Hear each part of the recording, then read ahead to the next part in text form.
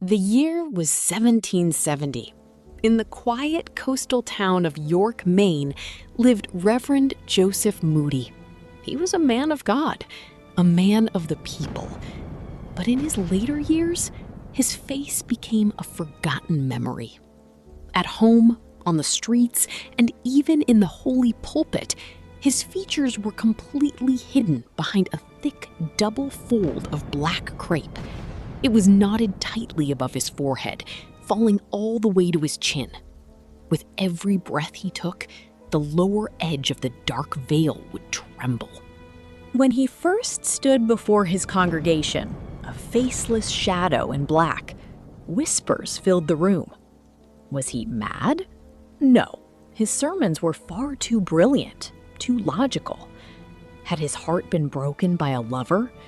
Perhaps, for he could still smile beneath the cloth, though the smile was devastatingly sad. People assumed his eyes had just grown weak from reading in the dark, but as the years passed, the veiled parson became a man people avoided.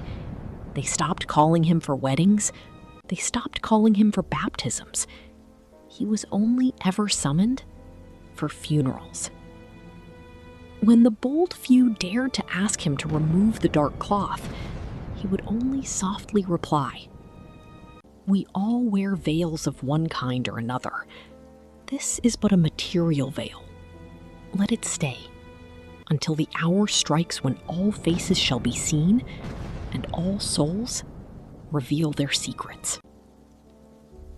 Itori. Driven away by the fearful stares of the public, he found peace only in the dead of night. He would wander the silent graveyard or stroll along the empty beach, listening to the dark ocean violently crashing against the rocks.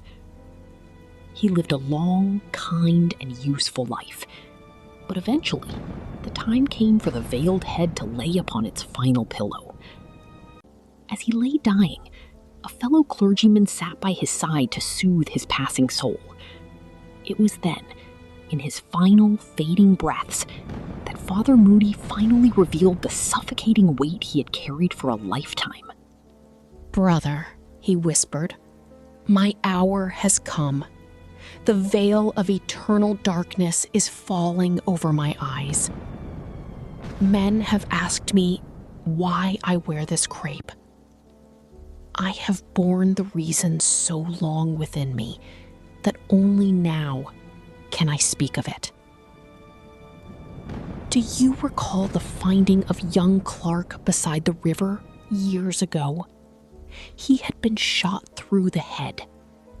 People believed it was murder. But the man who killed him did so by a tragic accident, for he was his dearest, bosom friend. That man could never bring himself to confess. He dreaded the hatred, the tears of the boy's parents, the anguish of his betrothed.